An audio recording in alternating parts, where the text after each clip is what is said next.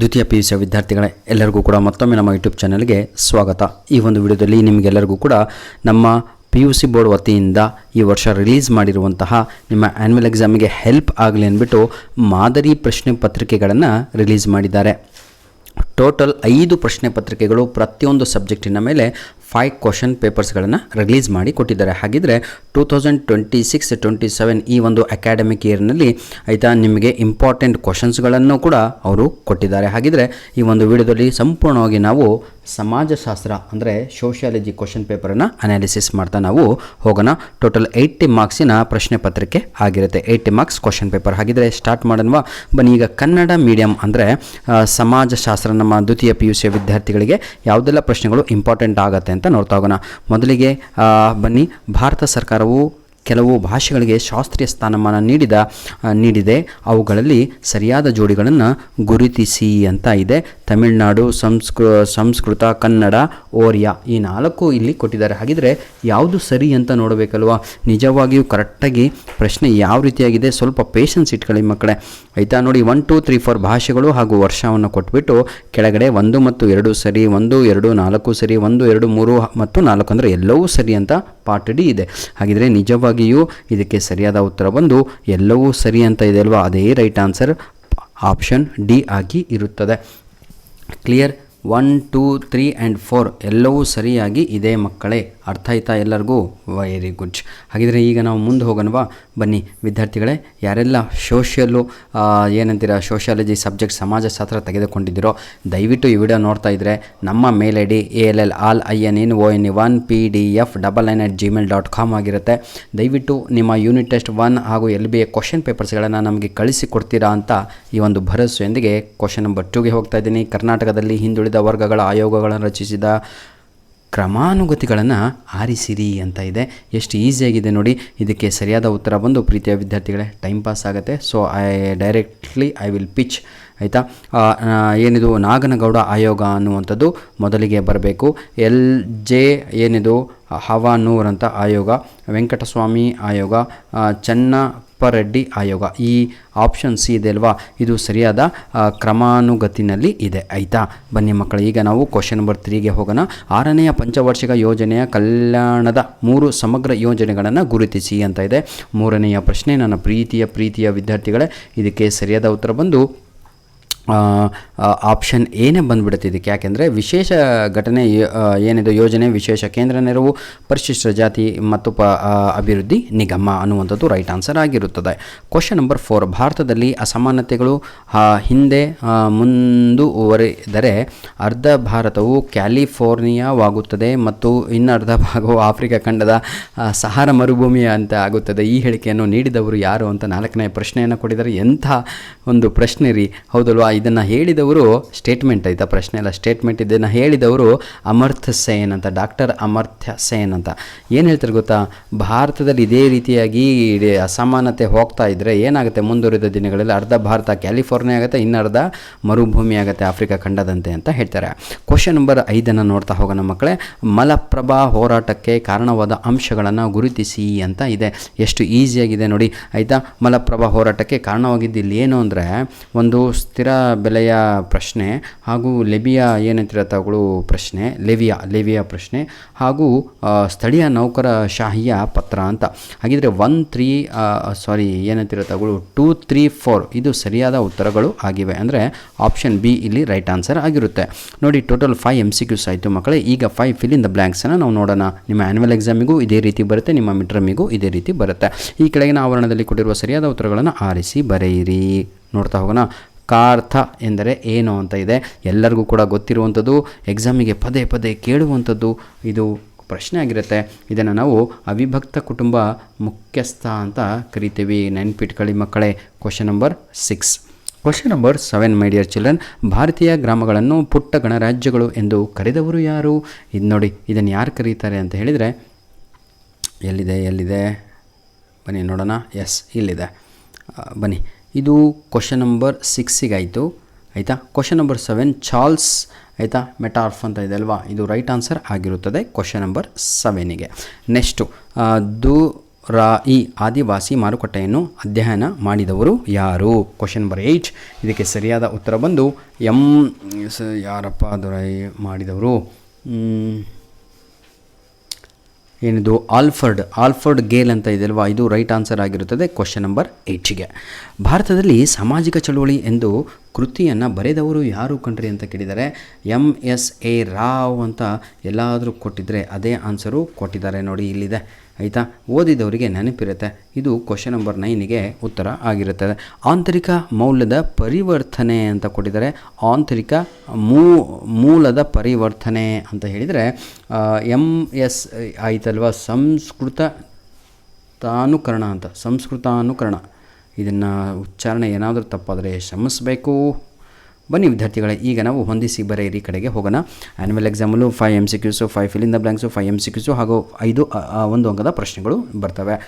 ಒಡಲ ತುಡಿತಕ್ಕೆ ಕೇಡು ಅಂತ ಇದೆ. ಏನು ಹಿಂಗಂದರೆ ಆಯಿತಾ, ಮಂಜುನಾಥ ಅದ್ದೆ ಅಂತ. ಇದಕ್ಕೆ 1ನೆಯ ಪ್ರಶ್ನೆಗೆ ಸರಿಯಾದ ಉತ್ತರ ಆಯಿತಾ, ಇದು ಡಿವೈನ್ ಲೈಫ್ ಸೊಸೈಟಿ ಅಂತ ಇದೆ. ಇದು ಅರವಿಂದ ಘೋಷ್ ಅಂತ ಇದೆ ಅಲ್ವಾ, ಇದು ರೈಟ್ ಆನ್ಸರ್ ಆಗಿರುತ್ತದೆ. ಮೂಕ ನಾಯಕ ಅಂದರೆ ಡಾಕ್ಟರ್ BR ಅಂಬೇಡ್ಕರ್. ಎಲ್ಲ ಕ್ವಶನ್ ಪೇಪರಲ್ಲೂ ಬರ್ತಾ ಇದೆ ಸರ್ ಇದು. ನೆಕ್ಸ್ಟು ಅಪಸಂಸ್ಕೃತಾನುಕರಣ ಅಂತ ಇದೆ. ಮಂಜೋಧಾರ್ ಅಂತ ಇದೆ ಅಲ್ವಾ, ಇದು ಆಪ್ಷನ್ D ಆಗಿ ಇರುತ್ತದೆ. ನೆಕ್ಸ್ಟ್ ಟೆಲಿಶಾಪಿಂಗ್ ಅಂತ ಇದೆ ಮಕ್ಕಳೇ. ಇದು ಮೈಕಲ್ ಏನಂತೀರ ತಗೊಳ್ಳೋ ಆಲ್ಡ್ರಿಚಾ ಆಯಿತಾ. ನೋಡ್ರೋ, ಫಸ್ಟ್ ಟೈಮಿಗೆ ಓದ್ತಾ ಇದ್ದರೆ ಹೀಗೆ ಆಗೋದು, ಬೇಜಾರಾಗ್ಬಿಟ್ರೆ ಕೂಡ. ಈ ಕೆಳಗಿನ ಪ್ರಶ್ನೆಗಳಿಗೆ ತಲಾ ಒಂದು ಪದ ಅಥವಾ ವಾಕ್ಯದಲ್ಲಿ ಉತ್ತರಿಸಿ ಅಂತ ಇದೆ. 1 word ಆರ್ ಇನ್ 1 sentences ಈಚ್ ಅಂತ. ಅಂದರೆ 1 ಲೈನ್ ಇರ್ಬೋದು ಅಥವಾ 1 word ಇರ್ಬೋದು ಅಥವಾ 1.5 ಲೈನ್ ಅಥವಾ 2 ಲೈನ್ ನನ್ನ ಬರೆದ್ರೆ ನಿಮಗೆ 1 ಮಾರ್ಕ್ಸು ಸಿಗುತ್ತೆ ಮಕ್ಕಳೇ. ಭಾಳ ಬರೆದು ಇಲ್ಲಿ ಟೈಮ್ ಪಾಸ್ ಮಾಡಬೇಡಿ ಅಂತ. ಹಿಂದೂ ಪದವನ್ನು ಪರಿಚಯಿಸಿದವರು ಯಾರು? ಎಂತಹ ವರ್ಡು ಕಣ್ರಿ. ಈ ಪದವನ್ನು ಪರಿಚಯಿಸಿದವರು ಅರಬ್ ಕಂಟ್ರೀಸ್ನವರು. ಅದನ್ನು ಅರಬ್ಬರು ಅಂತ ಬರೀಬೇಕು. ಇಷ್ಟೇ ಸರ್. ಫಸ್ಟ್ ಆನ್ಸರ್ ಏನು? ಅರಬ್ಬರು ಅಂತ. ಹಿಂದೂ ಪದವನ್ನು ಪರಿಚಯಿಸಿದವರು ಅರಬ್ಬರು ಅಂತ. ಕರ್ನಾಟಕದಲ್ಲಿ ಪ್ರಸ್ತುತ ಹಿಂದುಳಿದ ವರ್ಗಗಳ ಆಯೋಗದ ಅಧ್ಯಕ್ಷರನ್ನು ಹೆಸರಿಸಿ ಅಂತ ಇದೆ. ಪ್ರಸ್ತುತ ಅಂತ ಕೇಳಿದರೆ ಮಧುಸೂದನ್ ನಾಯಕ ಅಂತ ಬರೆದ್ರೆ ಮುಗೀತು ಕಣ್ರಿ. ಮಧು ಅಂತ ಬರೆಯೋಕ್ಕೆ ಬರುತ್ತಲ್ವ ನೋಡಿ, ಮಧು ಅಂತ ಬರೀರಿ, ಸು ಅಂತ ಬರೀರಿ, ಧನ್ ಅಂತ ಬರೀರಿ, ಮುಗೀತು ಸರ್. ಇನ್ನೊಂದೇನು ನಾಯಕ ಅಂತ, ನಾಯಕ ಆಯಿತಾ. Very good. ಕ್ವಶನ್ ನಂಬರ್ 14 ನೋಡಿ, ಎಷ್ಟು ಈಸಿಯಾಗಿದೆ. SKDRDP ಅನ್ನು ವಿಸ್ತರಿಸಿ ಅಂತ ಇದೆ. ವಿಸ್ತರಿಸಿ ಅಂದರೆ ಎಕ್ಸ್ಪ್ಯಾಂಡ್ ಅಂತ. ಶ್ರೀ ಕ್ಷೇತ್ರ ಆಯಿತಾ ನೋಡಿ, ಶ್ರೀ ಕ್ಷೇತ್ರ ಏನಂತೀರ ತಗೊಳ್ಳು, ಧರ್ಮಸ್ಥಳ್ ರೂರಲ್ ಡೆವಲಪ್ಮೆಂಟ್ ಪ್ರಾಜೆಕ್ಟ್ ಅಂತ. ಇದನ್ನು ಕನ್ನಡದಲ್ಲಿ ಶ್ರೀ ಕ್ಷೇತ್ರ ಧರ್ಮಸ್ಥಳ ಆಯಿತಾ ಗ್ರಾಮೀಣ ಅಭಿವೃದ್ಧಿ ಯೋಜನೆ. ನೀವು ಕನ್ನಡ ಮೀಡಿಯಮ್ನವರು ಏನಂತ ಬರೀತೀರಾ? ಧರ್ಮಸ್ಥಳ ಗ್ರಾಮೀಣ ಅಭಿವೃದ್ಧಿ ಯೋಜನೆ ಅಂತ ಬರೀಬೇಕಾಗತ್ತೆ ಮಕ್ಕಳೇ. ಬರೀತೀರಾ ನೀವೆಲ್ಲ. ಕ್ವಶನ್ ನಂಬರ್ 15, ಕಾಣದ ಕೈ ಪರಿಕಲ್ಪನೆಯನ್ನು ಪರಿಚಯಿಸಿದವರು ಯಾರು ಅಂತ ಇದೆ. ಎಂತಹ ಮಾತು ಕಂಡ್ರಿ. ಆದಮ್ ಸ್ಮಿತ್ ಅನ್ನುವಂಥದ್ದು ರೈಟ್ ಆನ್ಸರ್ ಆಗಿರುತ್ತದೆ. ಆದಮ್ ಅಂತ ಬರೆಯೋಕ್ಕೆ ಬರುತ್ತಲ್ವ, ದೊಡ್ಡ ಆ ಬರೀಬೇಕು ಸರ್, ಅಷ್ಟೇ ಮತ್ತೇನೂ ಇಲ್ಲ. ದೊಡ್ಡ ಆ ಬರ್ಕೋಬೇಕು. ಏನಂತೀರ, ಅದನ್ನು ಯಾವತ್ತೊಂದು ಕೊಟ್ಕೊಂಡು ಡಾ ಅಂತ ಬರೆದು ಕೊಟ್ಟು ಸ್ಮಿತ್ ಅಂತ ಬರೆದ್ರೆ ಮುಗೀತು. ಸಿ ಅಂತ ಬರೆದು ಸ್ಮಿತ್ ಮಾವತ್ತು ಕೊಟ್ಟರೆ ಮುಗದೇ ಹೋಯ್ತು ಕೊಂಡ್ರಿ. ಇದೇ ಆನ್ಸರು. ಕ್ವಶನ್ ನಂಬರ್ 16 ಕಂಡ್ರಿ. ಜನತಾ ವಿಲ್ ಪವರ್ ಎಂದರೇನು ಅಂತ. ಹೌದಲ್ವಾ?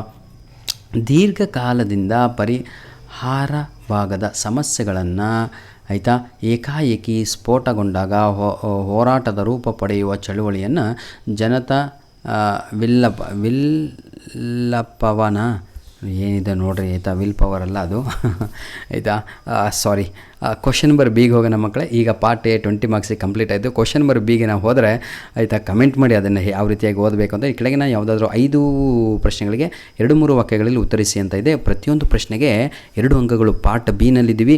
ಇದರಷ್ಟು ಈಸಿ ಯಾವುದೂ ಅಲ್ಲ ಸರ್. ಎಷ್ಟು ಈಸಿ ಇದು ಗೊತ್ತಾ ಇದು ನೋಡಿ. ಹಿಂದೂ ನಾಗರಿಕತೆ 2 ನಗರಗಳನ್ನು ಹೆಸರಿಸಿ ಅಂತ ಇದೆ. ಏನೂ ಇಲ್ಲ ಕಂಡ್ರೋ. ಒಂದು ಹರಪ್ಪ ನಾಗರಿಕತೆ ಅಂತ ಬರೀರಿ, ಹರಪ್ಪ ಅಂತ. ಹೌದಲ್ವಾ? ಆ್ಯಂಡ್ ಅಂದರೆ ಮತ್ತು ಅಂತ ಹಾಕಿ, ಮತ್ತು ಮೆಹೆಂಜೋದಾರೋ ಅಂತ, ಮೇ ಹಾ ಆಯಿತಾ, 0 ಜೋದಾರೋ ಅಂತ ಹಾಕಿದರೆ ಮುಗೀತು ಕಣ್ರಿ ಆಯಿತಾ.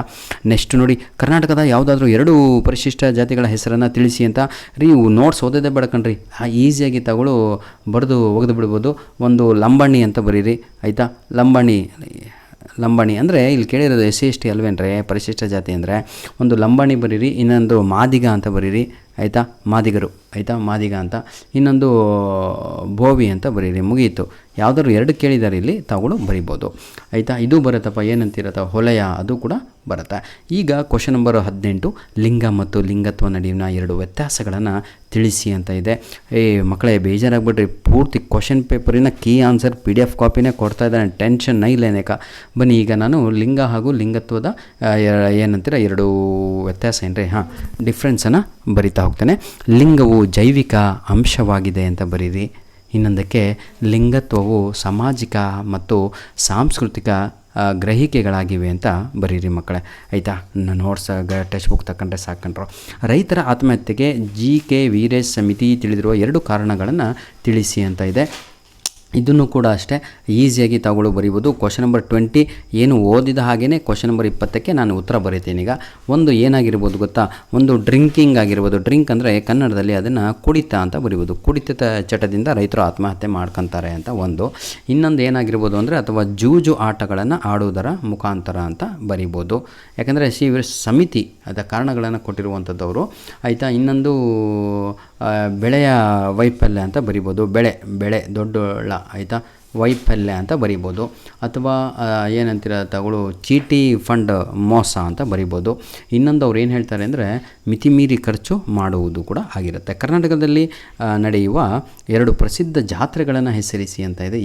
ಎಂಥ ರೀ, ನಮ್ಮ ಧಾರವಾಡ ಜಿಲ್ಲೆ ಹಾಗೂ ಬಾಗಲಕೋಟೆ ಜಿಲ್ಲೆ 2 ಜಾತ್ರೆಗಳನ್ನು ಬರೆದುಬಿಟ್ರೆ ಮುಗೀತು ಕಣ್ರಿ. ಆಯಿತಾ, ಯಾವುದು ಧಾರವಾಡ ಜಿಲ್ಲೆಯ ಯಮನೂರು ಜಾತ್ರೆ ಅಂತ, ಬಾಗಲಕೋಟೆಯ ಜಿಲ್ಲೆಯ ಬನಶಂಕರಿ ಜಾತ್ರೆ ಅಂತ ಬರೀರಿ. ಸಾಮಾಜಿಕ ಚಳುವಳಿಯನ್ನು ವ್ಯಾಖ್ಯಾನಿಸಿ ಅಂತ ಇದೆ. ಅಂದರೆ ಸ್ವಲ್ಪ ಹೇಳಬೇಕು. ಸಾಮಾಜಿಕ ಚಳುವಳಿ ಅಂದರೆ ಪ್ರಯತ್ನದ ಮೂಲಕ ಹೊಸ ಸಾಮಾಜಿಕ ಸಂಸ್ಥೆಯನ್ನು ಸ್ಥಾಪಿಸುವ ಕ್ರಮವೇ ಸಾಮಾಜಿಕ ಚಳುವಳಿ ಅಂತ ಬರಿಬೋದು, ಸಾಮೂಹಿಕ ಪ್ರಯತ್ನದಿಂದ. 2 ಬ್ರಿಕ್ಸ್ ರಾಷ್ಟ್ರಗಳನ್ನು ಹೆಸರಿಸಿ ಅಂತ ಇದೆ. ಸರ್ 2 ಕೇಳಿರೋದು, ಇಲ್ಲಿ ನಾನು 4 ಕೊಡ್ತಾ ಇದ್ದೇನೆ ಆಯಿತಾ. ಒಂದು ಬ್ರೆಜಿಲ್ ಬರೀರಿ, BRAZIL, ಇದನ್ನು ಕನ್ನಡದಲ್ಲಿ ಬರೀತೀರಾ ನೀವು. ಇನ್ನೊಂದು ಇಂಡಿಯಾ ಅಂದರೆ ಭಾರತ ಅಂತ ಬರೀರಿ ಆಯಿತಾ, ಬ್ರಿಕ್ ದೇಶಗಳು. ಇನ್ನೊಂದು ರಷ್ಯಾ ಬರೀರಿ, RUSSIA ಅಂತ ರಷ್ಯಾ. ಇನ್ನೊಂದು ಚೀನಾ ನಾವು ಇಂಗ್ಲೀಷಲ್ಲಿ ಚೈನಾ ಅಂತೀವಿ, ಚೀನಾ. ಈ 4ರಲ್ಲಿ ಯಾವುದಾದ್ರೂ 2 ಬರೆದ್ರೆ ತಗೊಳ್ಳು ಸಾಕು. ನೋಡಿ, ಬ್ರಾಜಿಲ್ ಇದೆ ಆಯಿತಾ, ಹಾಗೂ ಭಾರತ, ರಷ್ಯಾ, ಚೀನಾ. ಜಾಗತಿಕ ಅನ್ಯೋನ್ಯತೆ ಎಂದರೇನು ಅಂತ ಇದೆ. ಈಗ ನಾನೇನು ಓದೋದು ಅವಶ್ಯಕತೆ ಇಲ್ಲ ಅಂದ್ಕೊಂಡಿದ್ದೀನಿ. ಪಾರ್ಟ್ ಬಿ ಸಂಪೂರ್ಣವಾಗಿ ನಿಮಗೆ ಈಗ ಕ್ವಶನ್ ಆನ್ಸರ್ಸು ಡಿಸ್ಪ್ಲೇ ಆಗ್ತಾಯಿದೆ. ನಾನು ಇಷ್ಟ ತನಕ ಓದಿದ್ದು ನಿಮಗೆಲ್ಲದು ಕೂಡ ಅರ್ಥ ಆಗ್ತಾ ಇರೋರಿಗೆ, ಇಂಟ್ರೆಸ್ಟ್ ಬರದೇ ಇರೋರಿಗೆ ಕ್ವಶನ್ ವಿತ್ ಆನ್ಸರೇ ಇಲ್ಲಿ ರೆಡಿ ಇದೆ ಸರ್. ಇದನ್ನು ಸ್ವಲ್ಪ ನೋಡಿಕೊಂಡು ರೆಡಿಯಾಗಿ ಮಕ್ಕಳೇ. ಈಗ ನಾವು ಪಾರ್ಟ್ ಸಿನಲ್ಲಿದ್ದೀವಿ. ಪಾರ್ಟ್ ಸಿನಲ್ಲಿ ನಾವು ಏನು ಕಾಣ್ತೀವಿ ಅಂದರೆ ಯಾವುದಾದ್ರೂ 6 ಪ್ರಶ್ನೆಗಳಿಗೆ ಉತ್ತರವನ್ನು ಬರೀರಿ. ಪ್ರತಿಯೊಂದು ಪ್ರಶ್ನೆಗೆ 5 ಅಂಕಗಳನ್ನು ನೀಡಲಾಗುತ್ತೆ. ಎಷ್ಟು ಮಾರ್ಕ್ಸು ಸರ್? ಪ್ರತಿಯೊಂದು ಪ್ರಶ್ನೆಗೆ 5 marks. Each question carries 5 marks. Imagine my dear children, part ಸಿಗೆ ಬಂದ್ವಿ. ಇದು ನಿಮ್ಮ ಕ್ವಶನ್ ಪೇಪರು. 6 ಪ್ರಶ್ನೆಗಳನ್ನು ಕರೆಕ್ಟಾಗಿ ಇಲ್ಲಿ ಬರೆದುಬಿಟ್ರೆ ನೀವು ಪೇಜ್ ಗಂಟಲೆ ನಿಮಗೆ ಮಾರ್ಕ್ಸ್ ಸಿಗುತ್ತೆ. ಭಾರತದಲ್ಲಿ ಏನಿದು ಈ ಕರಣ ಪ್ರಕ್ರಿಯೆಯನ್ನು ಕುರಿತು ಟಿಪ್ಪಣಿ ಬರೆಯಿರಿ. ಅಸ್ಪೃಶ್ಯತಾ ನಿವಾರಣಾ ಮಹಾತ್ಮ ಗಾಂಧೀಜಿಯವರ ಪಾತ್ರವನ್ನು ವಿವರಿಸಿ. ಮಹಿಳಾ ಸಬಲೀಕರಣ ಕಾರ್ಯತಂತ್ರಗಳನ್ನು ಪಟ್ಟಿ ಮಾಡಿ. ನೋಡಿರಿ ವಿದ್ಯಾರ್ಥಿಗಳೇ, ನಾನು ಓದ್ಕೊಂತ ಹೋದರೆ ಭಾಳ ದೊಡ್ಡದಾಗತ್ತೆ ಅನಿಸುತ್ತೆ. ನಿಮ್ಮ ಪ್ರೀತಿ ವಿಶ್ವಾಸ ಸದಾ ನಮ್ಮ ಜೊತೆ ಇರಲಿ. ಇಲ್ಲಿಗೆ ಪೇಪರ್ ಮುಗಿಲಿಲ್ಲ ಕಣ್ರೋ. ಕ್ವಶನ್ ನಂಬರು 25ಇಂದ ಹಿಡಿದು ಕ್ವಶನ್ ನಂಬರ್ 37ವರೆಗೂ ನಿಮಗೆ ಇಲ್ಲಿ ನೋಟ್ಸು ರೆಡಿ ಇದೆ. ನೋಟ್ಸ್ ಅಂತ ಹೇಳಿದರೆ ಈ ಮಾಡಲ್ ಕ್ವಶನ್ ಪೇಪರಿನ ಕೀ ಆನ್ಸರ್ ರೆಡಿ ಇದೆ. ಟೆನ್ಷನ್ನೇ ತಗೋಬೇಡಿ, ಖುಷಿಯಾಗಿರಿ. ಒಂದು ರಿಕ್ವೆಸ್ಟು ಪ್ರತಿಯೊಬ್ಬರಿಗೂ ಕೂಡ, those who are watching this video, I request everyone, please subscribe our YouTube channel. You are with the right person. ಇನ್ನೊಂದು ಮುಖ್ಯವಾದ ವಿಷಯ, ದಯವಿಟ್ಟು ನಮ್ಮ ಮೇಲ್ ಐ ಡಿ ALLINONE1PDF99@gmail.com ಅನ್ನುವಂಥದ್ದು ನಮ್ಮ ಮೇಲ್ ಐ ಡಿ ಆಗಿರುತ್ತದೆ. ನಮ್ಮ ಮೇಲ್ ಐ ಡಿಗೆ ತಾವುಗಳು ಏನು ಮಾಡಬೇಕು ಹೇಳಿ ನೋಡೋಣ. ನಿಮ್ಮ ಕ್ವಶನ್ ಪೇಪರ್ಸ್ಗಳನ್ನು ಕಳುಹಿಸಿಕೊಡಿ. LBAದಾಗಿರ್ಬೋದು, ಯೂನಿಟ್ ಟೆಸ್ಟ್ ಒಂದು ಕಳಿಸೇ ಇಲ್ಲ ನೀವು ಎಷ್ಟೋ ಜನ. ಸೋಷಿಯಾಲಜಿ ಪೇಪರ್ಸು ದಯವಿಟ್ಟು ಕಳಿಸಿಕೊಡಿ. ಸೋಷಿಯಾಲಜಿ ಅಂತಲ್ಲ ಮಕ್ಕಳೇ, ಎಲ್ಲ ಕ್ವಶನ್ ಪೇಪರು ಯಾವುದ್ಯಾವುದಿದೆಯೋ ಯಾರೆಲ್ಲ ಕಳಿಸಿಲ್ವೋ ನಿಮ್ಮ ಹೆಸರು, ಜಿಲ್ಲೆ ಹೆಸರನ್ನು ಹಾಕಿ ಕಳಿಸ್ಕೊಡಿ. ನೋಡಿ ಮಕ್ಕಳೇ, ಕ್ವಶನ್ ನಂಬರ್ 30ಗೆ ಇದೇ ಆನ್ಸರ್ ಆಗಿರುತ್ತೆ. ಕೊಳಚೆ ಪ್ರದೇಶಗಳ ಬೆಳವಣಿಗೆ ಕಾರಣಗಳನ್ನು ವಿವರಿಸಿ ಅಂತ ಇದೆ. ಕ್ವಶನ್ ನಂಬರ್ 31, ಮ್ಯಾಕ್ಡೊನಾಲ್ಡೀಕರಣ 5 ತತ್ವಗಳನ್ನು ಚರ್ಚಿಸಿ ಅಂತ ಇದೆ ಆಯಿತಾ. ಹೀಗೆ ಹಲವಾರು ಪ್ರಶ್ನೆಗಳನ್ನು ಇಲ್ಲಿ ಕೇಳಿದ್ದಾರೆ. ಅದಕ್ಕೆಲ್ಲದೂ ಕೂಡ ಇಲ್ಲಿ ಆನ್ಸರ್ ರೆಡಿ ಇದೆ. ಪಾಶ್ಚಾತ್ಯೀಕರಣ ಪ್ರಮುಖವಾದ ಅಂಶಗಳನ್ನು ವಿವರಿಸಿ ಅಂತ ಇದೆ. ನಂತರದಲ್ಲಿ ಪಾರ್ಟ್ ಡಿಗೆ ಬರ್ತಾ ಇದ್ದೀವಿ. ಪಾರ್ಟ್ ಡಿನಲ್ಲಿ 2 ಪ್ರಶ್ನೆಗಳಿಗೆ ಉತ್ತರ ಬರೀರಿ ಅಂತ ಇದೆ. 2ಕ್ಕೆ 20 ಅಂಕಗಳು, ಅಂದರೆ ಈಚ್ ಕ್ವಶನ್ ಕ್ಯಾರೀಸ್ 10 ಮಾರ್ಕ್ಸ್. ರಾಷ್ಟ್ರೀಯ ಭಾವೈಕ್ಯತೆಯನ್ನು ವ್ಯಾಖ್ಯಾನಿಸಿ, ರಾಷ್ಟ್ರೀಯ ಭಾವೈಕ್ಯತೆಯ ಸವಾಲುಗಳನ್ನು ವಿವರಿಸಿ ಅಂತ ಇದೆ. ಇದನ್ನು ನೀವೇನು ಮಾಡಬೇಕು ಅಂದರೆ ವಿವರಿಸಬೇಕು. ನಾನಿಲ್ಲಿ ಪಾಯಿಂಟ್ಸ್ಗಳನ್ನು ಕೊಟ್ಟಿದ್ದೇನೆ. ಈ ವಿವರಣೆ ಯಾವಾಗ ಬರುತ್ತೆ ಅಂದರೆ if you have hold in your subject. ಆ ಸಬ್ಜೆಕ್ಟಿನ ಮೇಲೆ ಈಗ ಟೀಚರಿಗೆ ಹೋಲ್ಡ್ ಇರುತ್ತೆ, ತಾಸುಗಂಟಲೆ ಸ್ಟೇಜ್ ಮೇಲೆ ಕೊರಿತಾರೆ. ಆ ರೀತಿಯಾಗಿ ನಿಮಗೆ ಓದಿದಾಗ ಅದರ ಒಂದು ಗ್ರಿಪ್ ಸಿಗುತ್ತೆ. ಆವಾಗ ನೀವು ಪೇಜ್ ಗಂಟಲೆ ಬರಿಬೋದು. ಧನ್ಯವಾದಗಳು. All the best. Do well my dear children. ಇದು 37 last question of your question paper. ಧನ್ಯವಾದಗಳು. ದಯವಿಟ್ಟು ಮರಿಬೇಡಿ. ಈ ವಿಡಿಯೋದ ಡಿಸ್ಕ್ರಿಪ್ಷನ್ ಬಾಕ್ಸಿನ ಕೆಳಗಡೆ 5 ಕ್ವಶನ್ ಪೇಪರ್ ಗೌರ್ಮೆಂಟ್ ವತಿಯಿಂದ ಕೊಟ್ಟಿರುವಂಥದ್ದು PUC ಬೋರ್ಡ್ ಅದು ರೆಡಿ ಇರುತ್ತೆ. ಡೌನ್ಲೋಡ್ ಮಾಡಿಕೊಳ್ಳಿ ಮಕ್ಕಳೇ. ಧನ್ಯವಾದಗಳು.